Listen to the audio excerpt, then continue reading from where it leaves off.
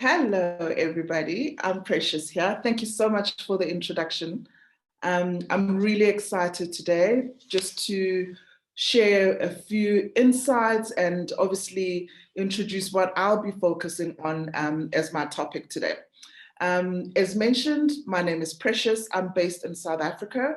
I'm a luxury wedding planner and event designer and specializing in high net worth clients, as well as private clienteles and corporates and luxury brands in South Africa. As mentioned, I've recently, in the last couple of years, taken my brand globally and trying to do more of destination weddings outside of Southern Africa or Africa. And my topic today, I'll be talking about building a bold brand identity. So as mentioned, I'm Precious the Planner. My company name is Precious Celebrations.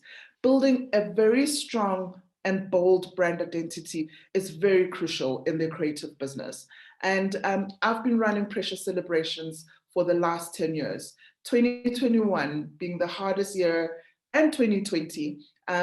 This year is our 10th year anniversary, and it's taken a lot of work to not give up and remember the reason why you start.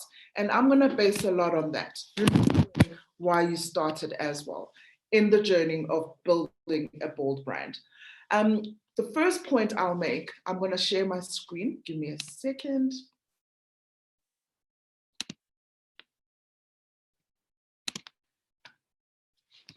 There we go, just so that I can share some of the points I'll be talking about. Building a bold brand identity. The art of branding yourself as a luxury wedding planner in the business, in the creative business. First point I'd say is you need to make sure you know what your niche is. Everybody, I think, wants to tap into the luxury market, but understanding what a luxury kind of client requires is very important as well. It's not about the budget spent, it's more about the experience and how you leave your clients feeling at the end of any celebration. So maybe let me not share my screen, because maybe sometimes that also just the changeover.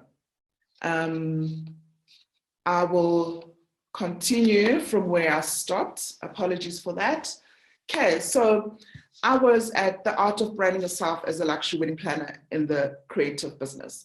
So a lot of times people want to tap into the market of a luxury client, but I always have to remind when I do my masterclasses in South Africa that the luxury market is not just about the big spenders, it's not about the budget, it's also about the experiences that you offer to your client and their guest and the entire concept of a celebration. It goes into a lot more than just the budget.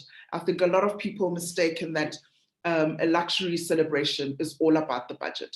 So it's about the kind of client, the experiences they want, and that feeling that they want at the end of, enlisting someone to take care of everything. It's, the conceptualizing of the celebration, where if you suggest, places that are not regular places, something that is elite, that's something that's premium and not any usual person could, tap into or have access to, is when your clients feel like they're getting an experience that the next person wouldn't be able to get. And for them, money doesn't really matter.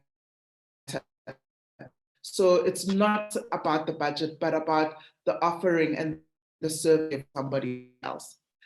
And the next point I'll make, maintaining high retention rates with clients, repeat business, repeat clients. That is so crucial when you're running a creative business. There's so many opportunities that a lot of us miss when it comes to retaining clients. If you do someone's wedding, for example, a lot of my clients that I've worked with, when I started, as I mentioned, I've been in the industry for 10 years. When you do someone's wedding, I think at the end, you should have your plan to make sure that they have you on top of mind when they're planning their baby shower, when they're having a family celebration, their anniversary. And also remembering that at the actual celebration, the clients are not the only people that are looking at your work. Your next client could come from what someone sees and experiences from you and what you host as your team and what you put together at an event. So never just underestimate where your next client comes from. But if you want to just make sure that tapping into getting your clients to come back to you for the next event that they're doing, that's the magic, because you are guaranteed business for so many years to come. We all have celebrations. The first one that a client has firsthand experience with you, and the next time they think of an event, they can't think of anybody but you. So that's how you retain great clients that understand how your business works, understands your team, understands that you'll know what the expectations are. Then it makes it so much easier than briefing someone else that hasn't got an experience with the actual client. So that is also the magic, making sure that that comes back and they want to use you again. That's also building a bold brand. The guide to managing your social media, or how wedding planners can utilize the power of social media and press to become pro marketers. We are living in a digital world. Here we are today, virtually having this conference.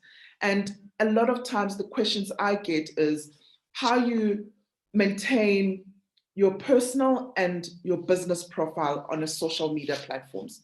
I think as creatives, we work in an industry where our clients, the first experience they have is with you as the owner or as the founder or as the creative. And that's what sells your brand. So don't ever forget that as much as you're building a brand with a bigger team that works with you, their first interaction is with the brand. And whoever represents that brand is the face of the brand. So if you're going to have a social media presence, I think a lot of times it's a confusion between how much of a personal profile do I put out there and how much of a business profile do I put out there. I always say, because that's the way I've done it and it's been working for me, is if a client is going to consider your services, if on your profile there's a bit of a personal element to it, because we are all humans, as much as we in the business of making people happy. And that personal interaction is very important, especially with private clients or brands. And if you showcase, not a lot of times, if you showcase yourself, your team, or who behind the brand is, it's easier for a client to make that first consultation. If they're considering your service, they already can see the kind of people they'll be working with, the kind of team that is there, because everybody has a different requirement. You know, when you have a consultation with the client and at first instance, you don't gel, that you already know that it's not going to be an easy journey. As you know, planning any celebration is not something that is short term. It does take a long time. And if you're going to be in constant communication with the client for months or a year, it needs to be someone that understands how your business works and you as a person or your team. It makes the journey so much easier. So that's how you can also just have those two elements kind of be complementary to each other without feeling you are too personal on your social media platforms or too business. But at the end of the day, it's up to you as a business owner, as a creative, how much of the personal branding and the business branding you want to put out there. And making the most of media opportunities. There is so many ways without paying for marketing or getting your brand out there. It's style shoots, it's submitting for blogs, it's collaborating with other creatives in the industry. But also, if you've done something that you know is out of this world, a new trend alert, put it out there so that people can write. If someone is looking for an expert in a different country in the business that you're in, you want to be the first person as they Google or research that you pop out. So those media, showcases, the articles, they add to that you have more of a presence in the media space, as well as social platforms, you have more presence. It helps in just your brand being out there. It's not something that happens overnight, but collaboration with other creatives is always a great way to get your name and your brand out there. And I think that is the 4 points that I wanted to touch base on today. I know I only had 20 minutes. I'm not sure if I have already touched on that, but I think just to finish off in building a bold brand identity is also knowing what your niche is, who that client that you want to service is, where they are. And it's important to always check your insights on your social media platforms. I'm not a social media expert, but I know that that has also added to the growth of my brand globally, as well as still in the African continent, because you need to know who is loving what you're doing, who's interested in what you're doing, so that you can keep talking and feeding that potential client instead of talking to someone that is not really interested in what you're offering. Thank you so much, everybody. I can hear you. You were frozen for a minute, but I can hear you now. Oh gosh, okay. I had no idea. See, that's the way the virtual world works. You really don't know what the other one is doing, even when you're looking at them. Sorry about that. Do you mind just repeating the question for me? Right. So somebody has just asked that what was the craziest client request you have ever received? Oh my goodness. Okay, let me have to think. After doing this for 10 years, Right. I think probably I had to lie to a bride that the groom is almost there and the wedding was delayed for almost 9 hours, and she still married him. Oh. And we had to, he forgot the rings. I had to just be on his side so that she doesn't change her mind about getting married on the day.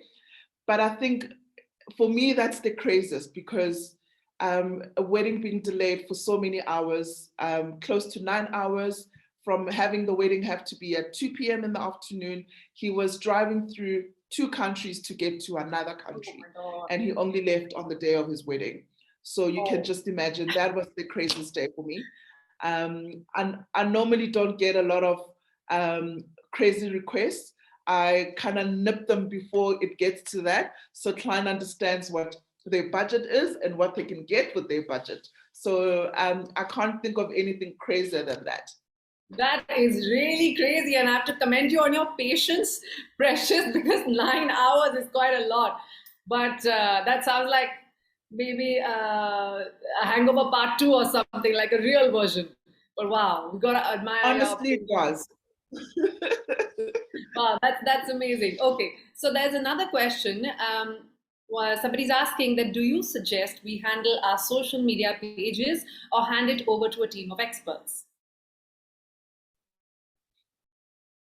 I'm in two minds about that, because I think when you start out, it's great to have an expert that can show you the way and give you pointers and tips on how to manage your social media platforms.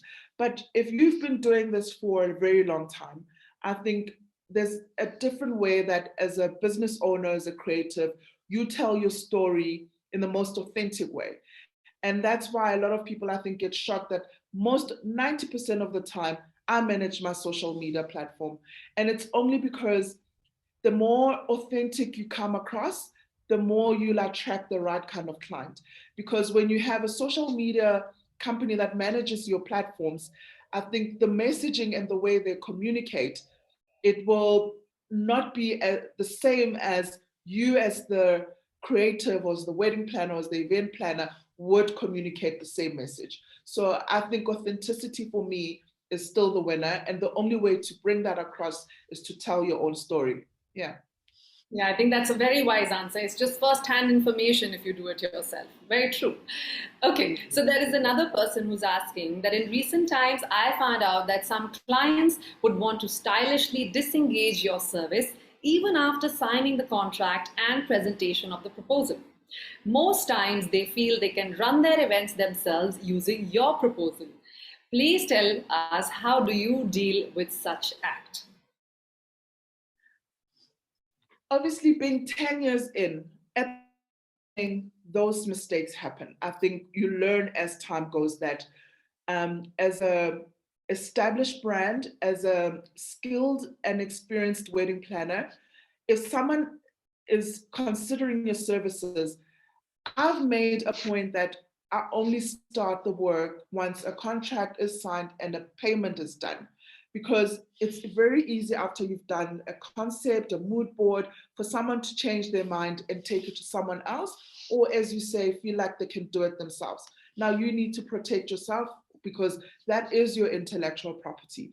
That's why contracts are very important and service level agreements are important, because if you've stated in there, should you cancel within a certain period of time, there's a cancellation amount that's going to be effective. So you need to always make sure you protect yourself, because I always make an example. If you go to a doctor's appointment, you've consulted, they've paid a consultation fee.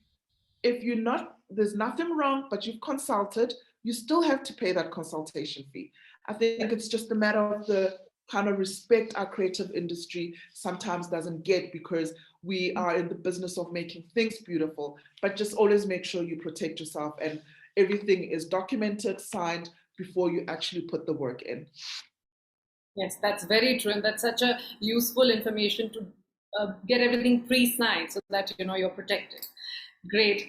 Thank you so much, Precious, for that lovely conversation, and what a lovely presentation. We all of us enjoyed it here. Thank you so much, and really happy to have you here. Thank you so much for having me, and I wish all the other speakers an amazing day ahead. And yeah, thank you for the time. I look forward to learning from everybody else. Thank you so much. Bye-bye. Bye-bye. The rest of the event. I will.